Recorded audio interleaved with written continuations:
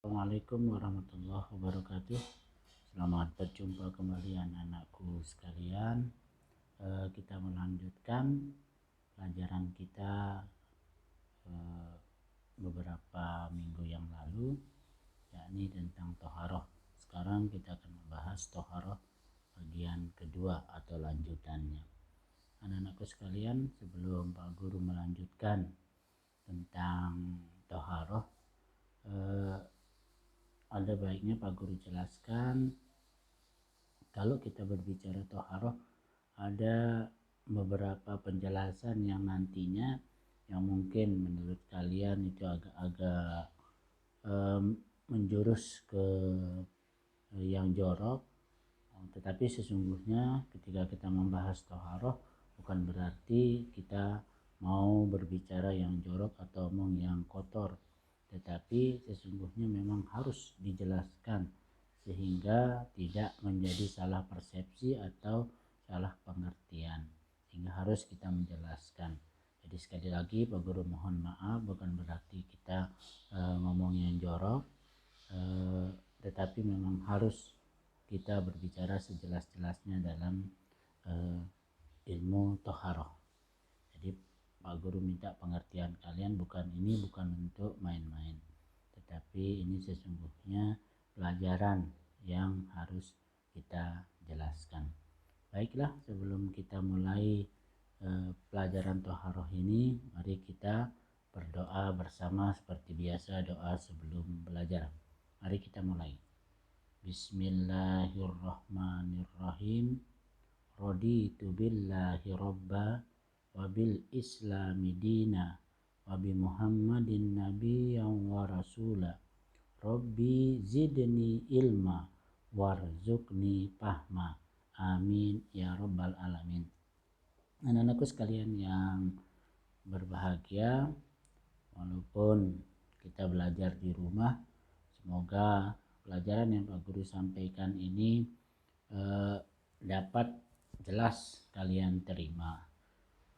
Ya, sebenarnya Pak Guru ingin sekali kita bertemu di kelas sehingga bisa kita lebih akrab, lebih jelas kita menjelaskan tentang pelajaran-pelajaran. Nah, tetapi karena keadaannya, jadi kita menggunakan teknologi ini. Baiklah, kita mulai lanjutan dari penjelasan Pak Guru yang pertama tentang toharoh itu.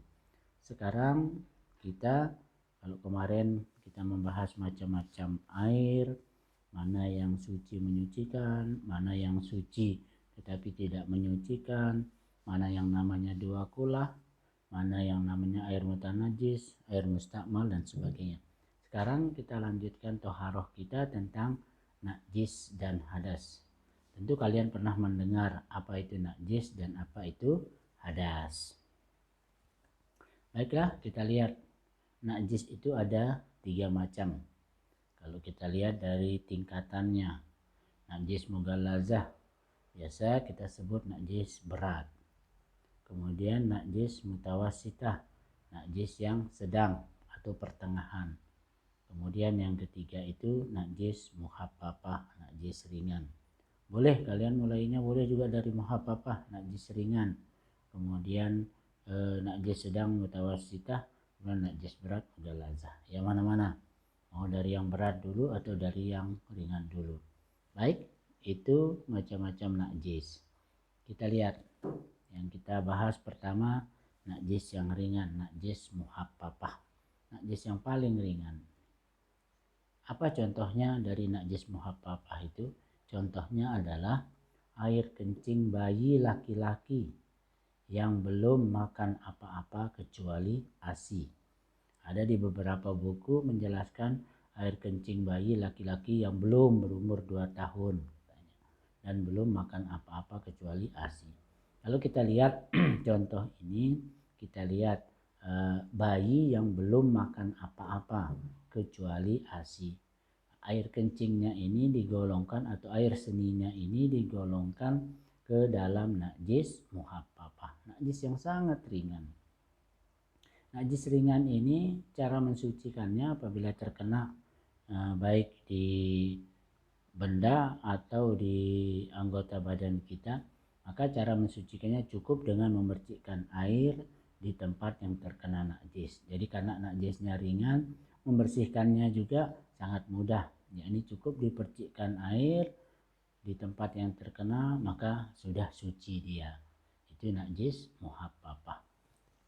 Ya, kita kedua, seperti tadi awal Pak Guru sudah menjelaskan, najis yang kedua itu adalah najis mutawasitah, najis sedang atau pertengahan. Nah, najis sedang pertengahan ini dibagi menjadi dua, yaitu najis mutawasitah hukmiyah dan najis mutawasitah ainiyah. Kita lihat penjelasan yang pertama dulu, najis mutawasitah hukmiyah. Apa artinya najis mutawasitah hukmiyah itu? Najis yang diyakini adanya tetapi tidak terlihat wujud, bau dan rasanya. Najisnya kita yakin dia ada tetapi tidak terlihat. Yang tiga itu, wujudnya tidak terlihat, baunya tidak tercium dan tidak ada rasanya. Jadi ini yang disebut najis mutawasitah hukmiyah. Contohnya apa? Air kencing yang sudah kering. Air kencing apabila dia sudah kering sudah tidak terlihat wujudnya, bahkan terkadang baunya tidak ada. Nah, kemudian apalagi rasanya. Bagaimana cara mensucikan najis mutawasitah hukmiyah ini? Cara mensucikannya adalah disiram dengan air yang mengalir. Jadi beda seperti tadi najis yang pertama yang ringan tadi. Najis yang ringan itu cukup dipercikkan, tetapi kalau najis sedang yang hukmiyah ini maka disiram dengan air yang mengalir. Oke, udah jelas ya? Jelas. Kita lanjut. Yang kedua itu dari najis mutawasitah itu adalah najis mutawasitah ainiyah. Apa itu najis mutawasitah ainiyah? Najis yang masih terlihat salah satu sifatnya, warnanya ada, rasanya ada, dan baunya juga tercium. Itu namanya najis mutawasitah ainiyah. Ingat saja, aini itu artinya mata. Nah, berarti najis yang terlihat. Jadi najis mutawasitah ainiyah itu najis yang masih terlihat. Tapi kalau tadi hukmiyah itu tidak terlihat. Kalau ini masih nyata zatnya.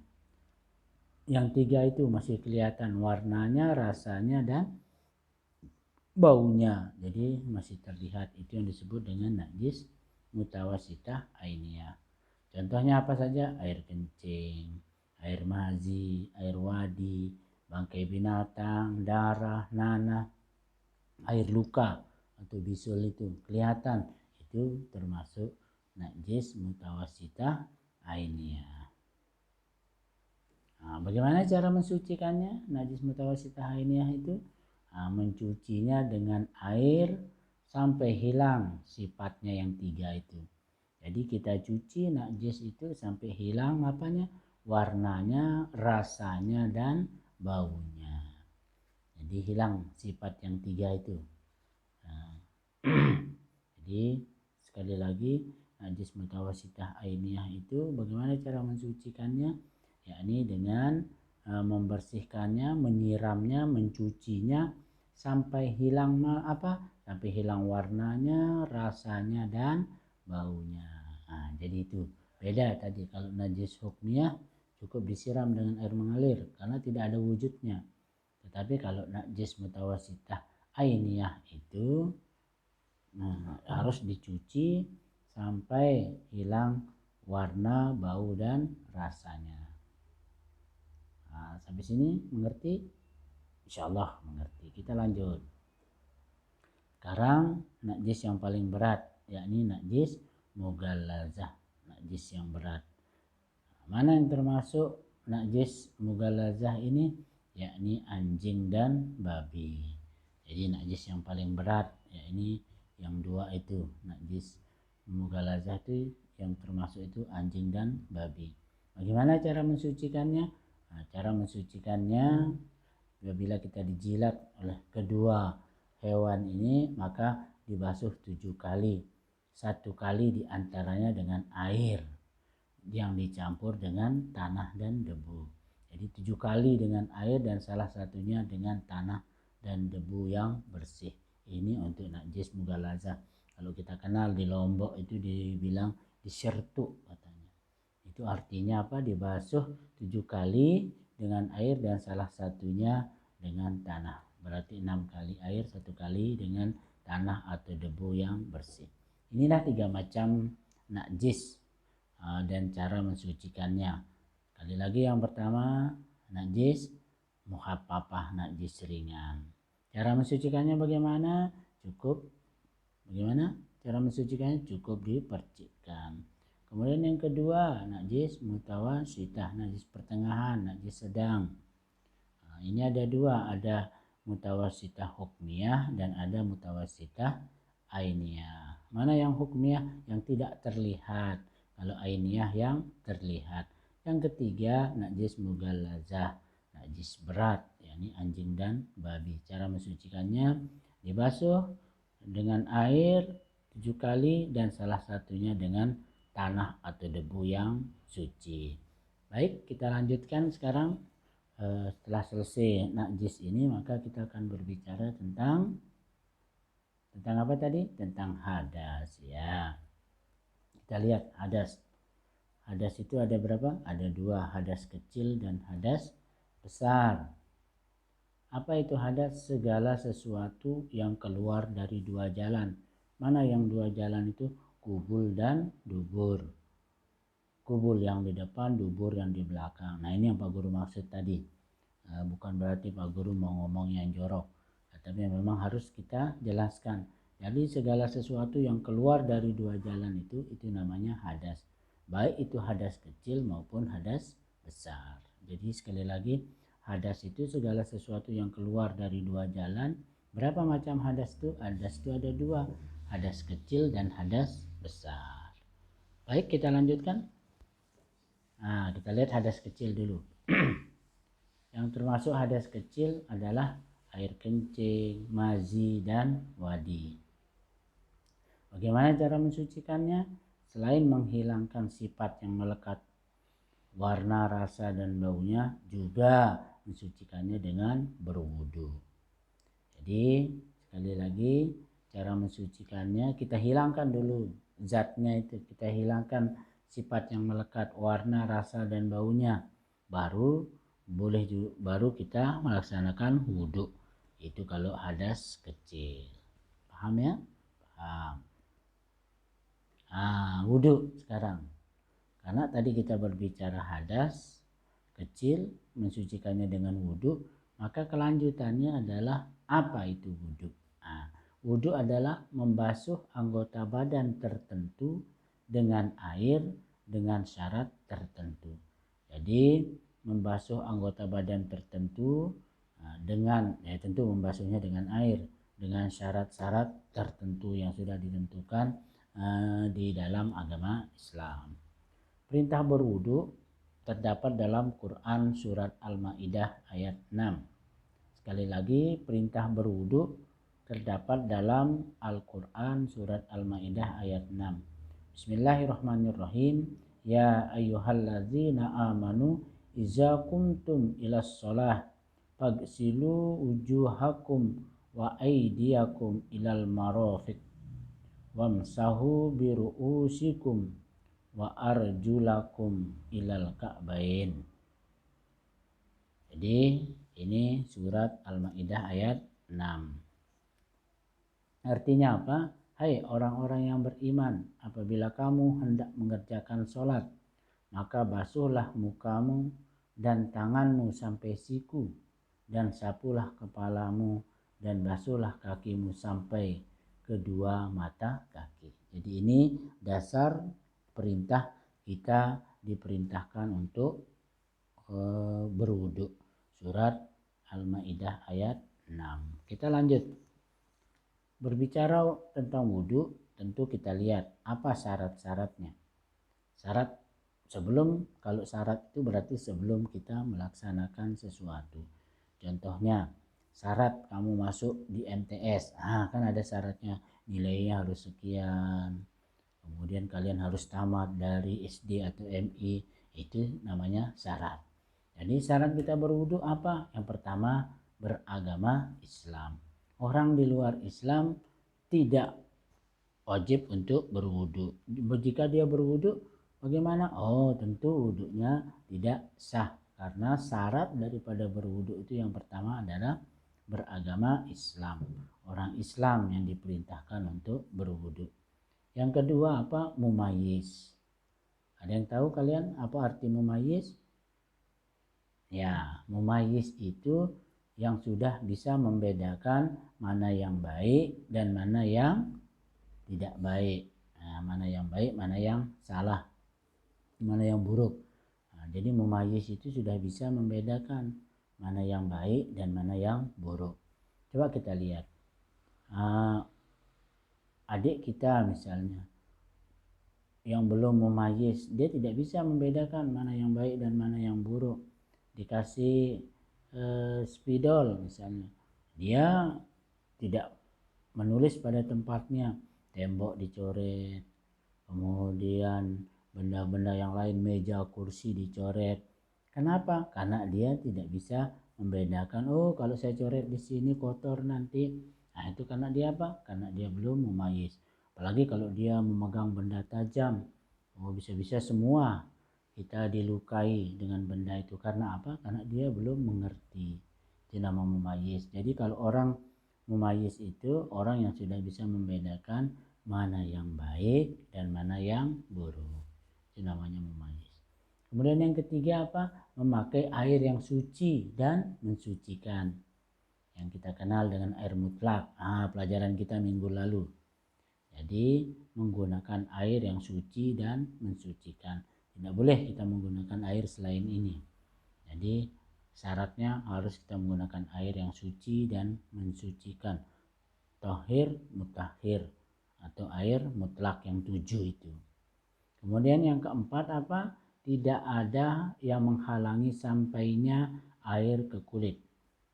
Jadi tidak ada misalnya cat, ada cat di tangan kita, maka syarat, karena dia sebagai syarat wudhu, kalau ada cat di tangan kita kemudian kita berwudhu tidak kena kulit kita, maka tidak sah wudhu kita. Apalagi kutek, kalau yang perempuan menggunakan kutek maka tidak sah wudhunya karena ada yang menghalangi sampainya air ke kulit. Pak, bagaimana kalau daun pancar yang kita pergunakan di kuku? Oh, kalau itu boleh, bahkan itu sunnah karena dia tidak seperti cat, dia tidak menghalangi tetapi dia menyatu warnanya di kuku, sehingga dia tidak termasuk yang menghalangi sampainya air ke kulit.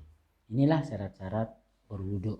Jika kita sudah memenuhi 4 syarat ini, maka baru kita boleh melaksanakan wudu. Kita lanjut. Setelah kita berbicara syarat wudu, maka selanjutnya kita berbicara tentang rukun wudu.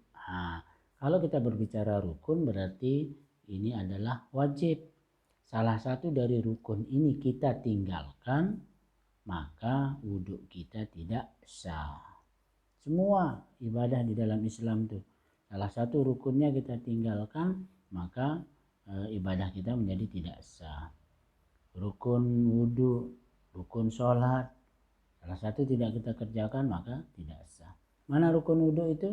Kita lihat yang pertama itu niat. Jadi niat itu merupakan rukun wudu yang pertama. Ada perbedaan dalam niat ini. Ada sebagai ulama yang menganjurkan niat ini dibaca, dilafazkan, ada juga yang tidak dilafazkan, cukup di dalam hati. Jadi niat wudhu apa? Nanti kita akan praktek mulai dari niat, kemudian seterusnya sampai dengan yang keenam nanti kita akan praktekkan dan akan dinilai. Yang kedua apa? Membasuh muka. Jadi yang kedua itu adalah membasuh muka, rata, harus rata kita membasuh muka. Disunahkan 3 kali.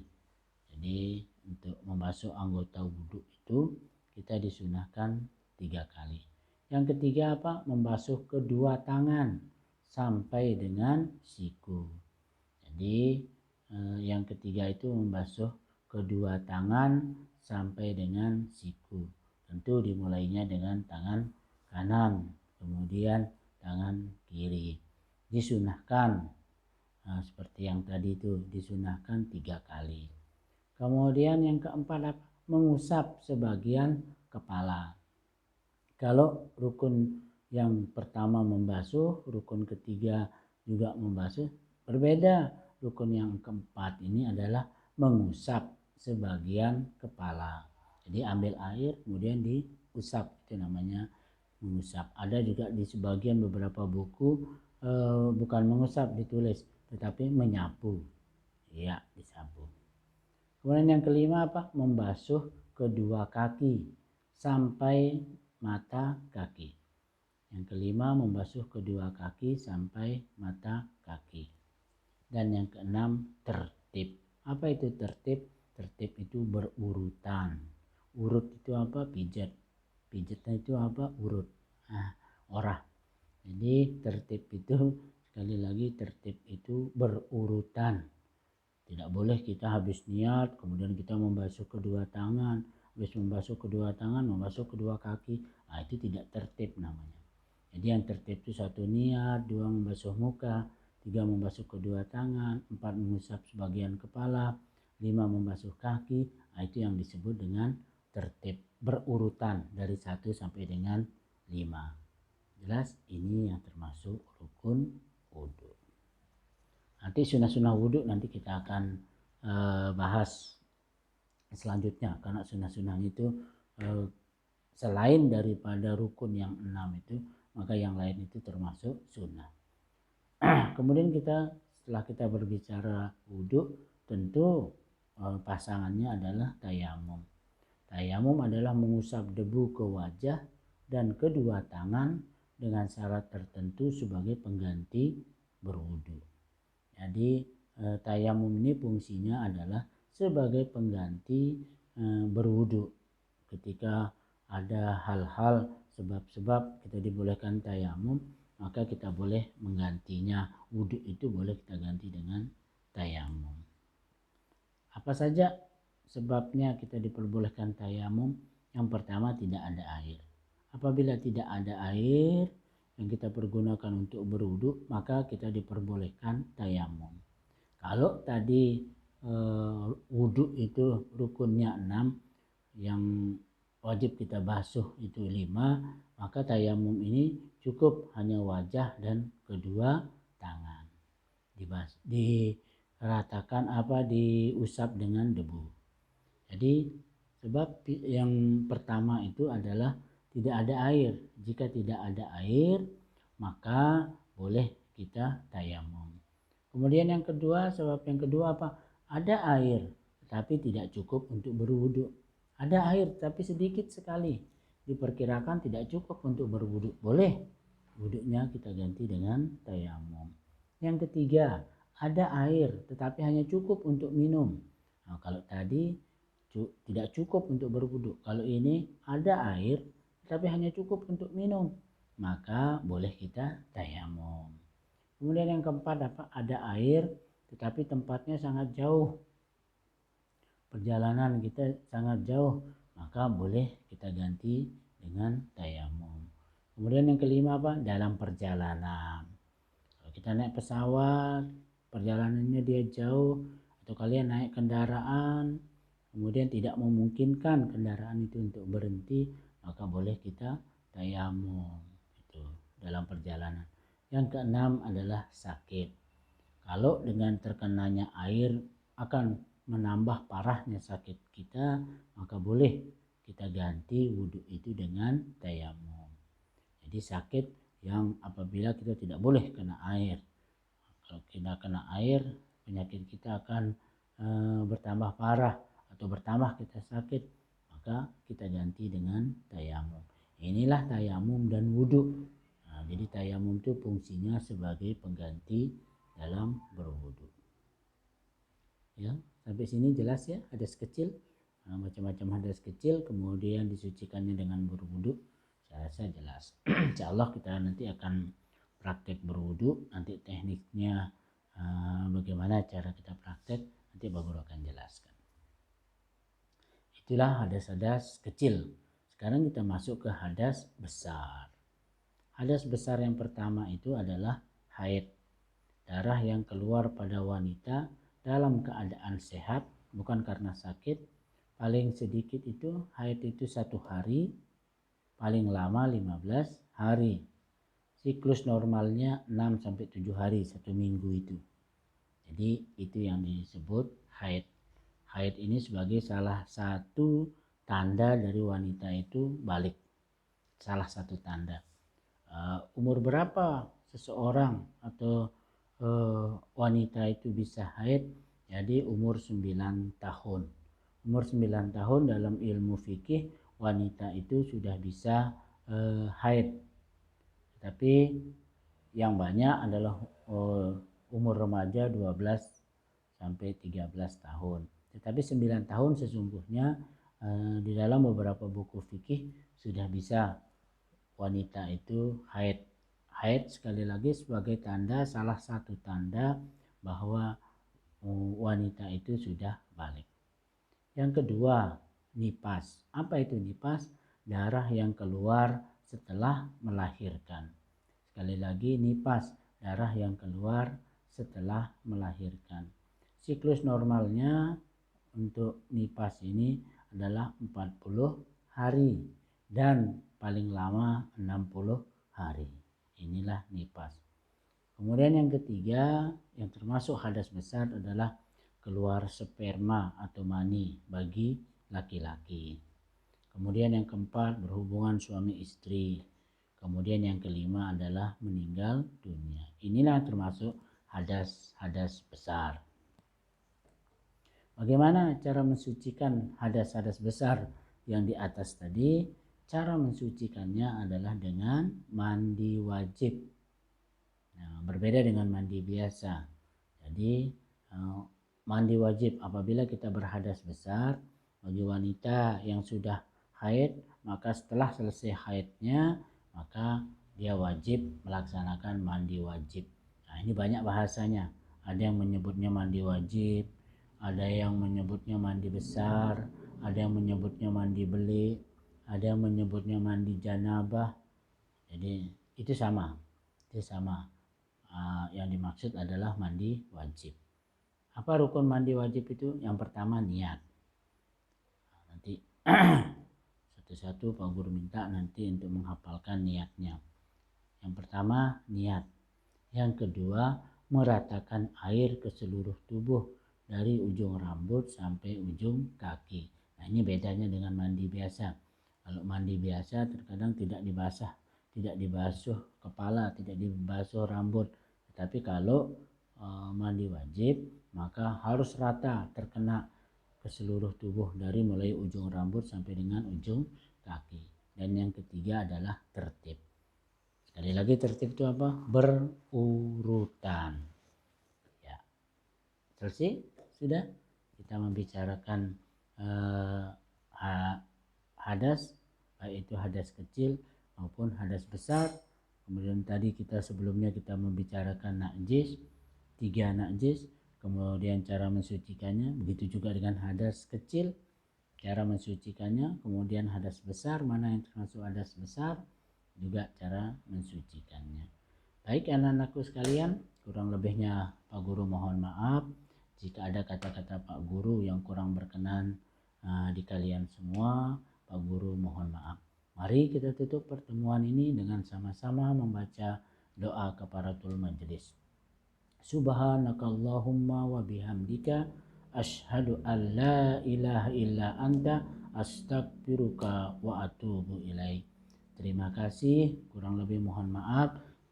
Wassalamualaikum warahmatullahi wabarakatuh.